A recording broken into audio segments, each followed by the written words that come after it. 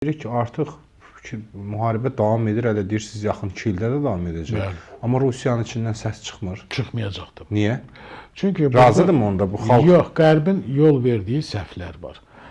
Müharibənin ilk aylarında, ilk 7 ayında Rusiya cəmiyyətində belə bir fikir vardı ki, bu Rusiya hakimiyyətinin Ukrayna ilə müharibəsidir. Bilirsiniz ki, Rusiya prezidenti bunu hələ də müharibə adlandırmır. Xüsusi hərbi əməliyyat adlandırır.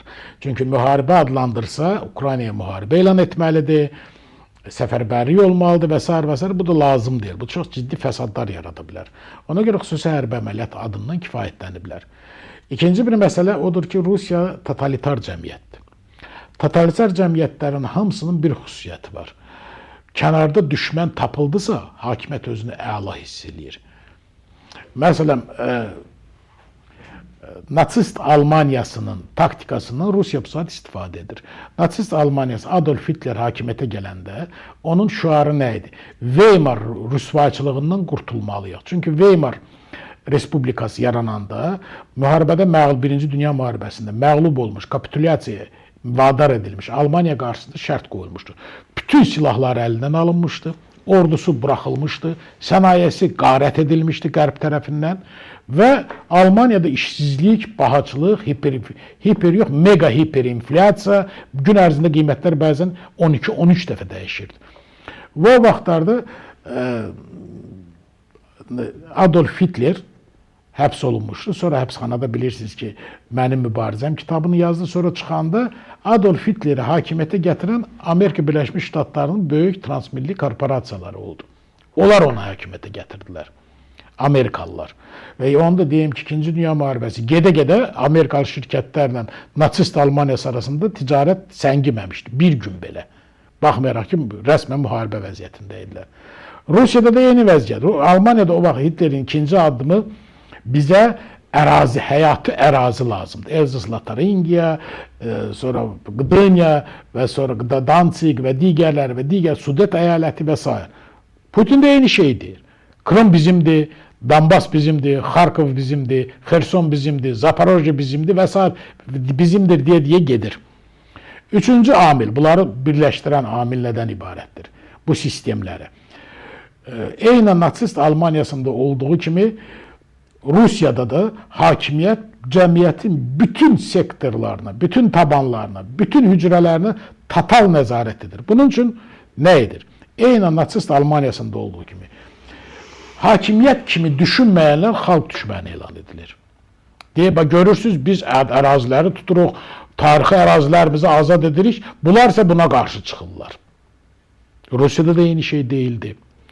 Deyirlər, bizim ordu haqqında yalan məlumat yayanlara ən ağır cəza verilməlidir. Rusiyada da Vkontakte, Odnoklassniki və yaxud da başqa sosial şəbəkələrdə Facebook, Instagram yasaqlanıb bilirsiniz orada.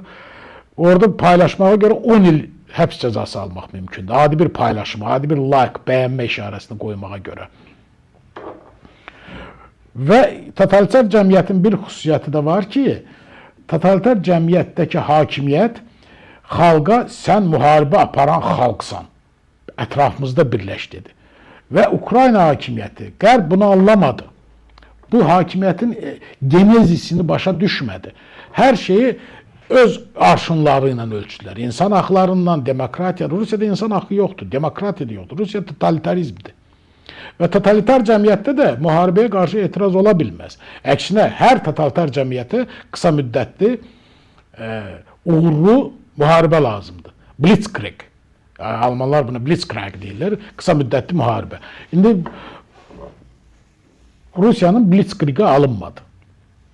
Amma bu o demək deyil ki, Rusiya məğlub olub. Yox. Rusiya totalitarizmə hələ məğlub olub. Bir sonda xalq özü dəstəkləyir də. Əlbəttə dəstəkləyir. Çünki xalqın alternativ məlumat əldə etmə imkanları yoxdur. Var VPN vasitəsilə müxtəlif məsələlər var. VPN-dən istifadə həbs cəzasıdır. VPN-in reklamı həbs cəzasıdır. Və hətta Rusiyanın rəsmi ideologiyasına zidd olan məlumatları oxumaq belə 5 ilə qədər həbsdir. Allah Allah, oxumaq. Oxumaq belə, bəli, oxumaq. Neyləsin, qabağına çıxdı oxumasın? Yox, oxudunuz, təsdiqləndisə həbs olunursunuz. Dəhşət. Yəni, üstəlik də nəzərə alın ki, Rusiyada ümumən şovinizm çox güclüdür. Tarixən güclü olub. Sovet vaxtı biraz ört-bastır eləmək istəyiblər. Amma Rus cəmiyyəti özündən başqa heç kəsi bəyənmir. Hamını aşağılayıcı, təhqir edici ləqəblər və ayamalara tuş edir. Azərbaycanlılara bir söz deyir, özbəklərə başqa söz deyir, alçaldıcı cəmiyyət olaraq. Hal-hazırda bax Rusiyada mən biləni bu bank kartları da işləmir, düzdürmü? Bəli, bu sanksiyalara görə işləmir. Bu bank kartları bu hamısı boş məsələdir. Pul qazanmaq istəyən qazanacaq, pul köçürmək istəyən də köçürəcək. Qanun direktdir. Üstündən hoppanmaq olmasa da yanından keçmək olur. O heç. Məsələ başqa şeydir. Məsələ odur ki, artıq elmlə sübut olunub. Mən elmi kəlmələr işlətmək istəmirəm. Tamaşaçılar da elmi sözlərlə yorub necə dərin molla olduğumu göstərmək istəmirəm. Məsələ bundan ibarətdir ki, hər xalqın anlamaq istəyirsinizsə, o xalqın dilindəki söyüşlərin sayına baxın. Əgər xalqın dilində söyüş azdırsa, bu döyüşkən xalqdır. Çoxdur axı ruslarda. Azərbaycan dilində söyüşlərin sayı 700-dən artıq deyil. Çünki Azərbaycanda hər kişi, hər insan bilirdi ki, söyüş söysə cavabını artıqlamasından alacaq və bu çox təhlükəlidir. Çünki Azərbaycan bəylərinin belində həmişə xəncər olub. Söyünün xəncəri saplayacaq ürəyinə. Yaponiyada 640'dır. Bizdən 60 kəlmə azdır söyüşlər. Çünki Yaponiyada samuraylar hamısı silahlı olublar. Kəndli təbii ki, samuray da söguna söyə bilməzdi. Çeçenlərdə 638'dir söyüşlərin sayı. Narman dil qrupunda, Norveçdə, Fin dilində, İsveç dilində, Svey dilində söyüşlərin sayı 600-670 arasındadır. Rusiyada 14.600 söyüş var. Bilirsiniz niyə? Bilirsiniz niyə? Rusiyada, bəli, mən sizə deyim, Rusiyada 901-ci ildən Knyaz Vladimirin vaxtında Rürikin oğlu Vladimirin vaxtında ki, Rusiya pravoslavlığı qəbul etdi, zorla, Bizansın təzyiqi ilə. 901-ci ildən ta 1861-ci ilə qədər Rusiyada quldarlıq olub. Buna son vaxtı, son 1861-ci ildə təhkimçilik deyirdilər. Yəni, Rus barini, ağası, bəyi kəndisini öldürə də bilərdi, dilidir yandıra da bilərdi, tapdalaya da bilərdi, şaqqalaya da bilərdi, onu heç kəs bir söz deyə bilməzdi. Məsələn, belə Gogol'un Ölü Canlılar əsərində Çiçkov görürsünüz, yüzlərlə güya diri kəndli alır, ölü canlılar alır. Yəni, kəndlilər, məsələn, 5 kəndlini bir dənə tazı küçüyünə dəyişirdilər. Bütöv bir kəndi yaxşı Arlov löhrəmatına dəyişirdilər. Və bu quldarlıq dövr, rəsmən quldarlığın olduğu bir ölkədə insanların silah daşıması qəti qadağan idi. Necə söqunat dövrdə kim istəyib söyürmüşlər. Hə də o da acığını çıxmaq üçün söyürdü. Rus mujiki hirsini söyüşlə çıxardı. Söyüş orada adi bir şeydi.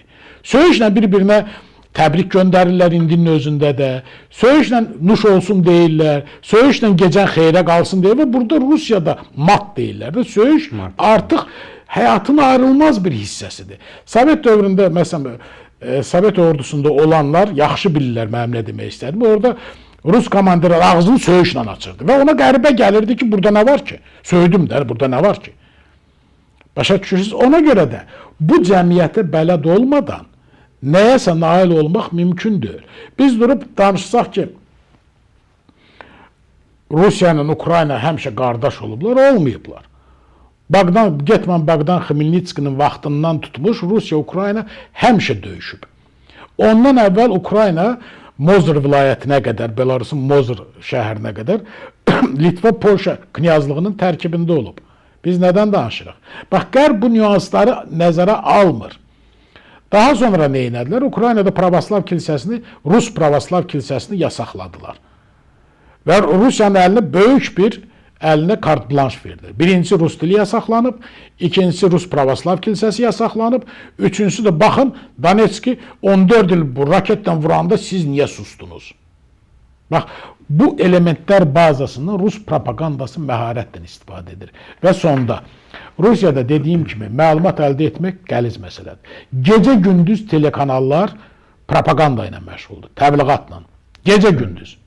Özdə məsələn, orada deyirlər biz Kiyevi məhv etməliyik, Xarkovu məhv etməliyik, Odessanı diri-diri yandırmalıyıq və bunu Rus cəmiyyəti normal qarşılayır. Sanki belə də olmalıdır. Bilirsiniz, cəmiyyətdə humanizm olmalıdır. Biz bəzən özümüzü tənqid edirik ki, Azərbaycan cəmiyyəti çox humanizmdir. Humanizm mərd cəmiyyətlərə məxsusdur. Dastanlarda deyirik, igid bastığını kəsməz. Mərd adam humanist olur. Cəsur adam humanist olur. Deyirsiniz, Rus cəmiyyəti mərd deyil də. Xeyr, orada mərdlik heç vaxt olmayıb. Heç vaxt. Tarixə nəzər salsaq, məni tarixçilər izləyirlərsə, buyurub suallarını verə bilərlər. Mən tarixi yaxşı bilirəm, ona görə deyirəm. Məsələn, Kalka döyüşündə, Monqol tatarların tərkibində minlərlə Rus döyüşürdü. Onların ən məşhur döyüşlərindən biri 1380-ci ildə olub. Orada muzlu Ruslar öz həm millətinə qarşı döyüşüblər. 1480-ci ildə eynən Mamayın qoşunun tərkibində nə qədər Rus vardı. Rusların əfsanəvi qəhrəmanı Aleksandr Nevski kimidir? Bilirsiniz də, Rusların qəhrəmanı. Aleksandr müqəddəs elan edilib Rus Pravoslav kilsəsi tərəfindən. Bu adam idarə etmə icazəsini, yəni lisenziyasını Monqollardan almışdı. Və hər ay Monqollara töycü verirdi.